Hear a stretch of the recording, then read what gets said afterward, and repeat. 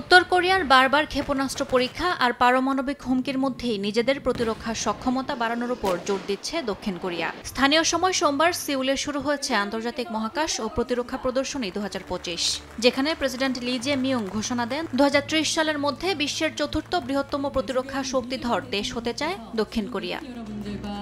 উদ্বোধনী অনুষ্ঠানে president Lee বলেন, প্রতিরক্ষা ও মহাকাশ গবেষণায় প্রত্যাশার চেয়েও বেশি বাজেট বরাদ্দ করবে তার সরকার। কৃত্রিম বুদ্ধিমত্তা ও মনুষ্যবিহীন অস্ত্র উন্নয়নে বেসরকারি খাতকে উৎসাহ দিতে সর্বোচ্চ সহায়তার প্রতিশ্রুতি দেন তিনি। প্রেসিডেন্ট লি বলেন, প্রতিরক্ষা শিল্পের শীর্ষ 4টি পাওয়ার হাউসের মধ্যে একটি হওয়া কোনোভাবেই অসম্ভব স্বপ্ন নয়।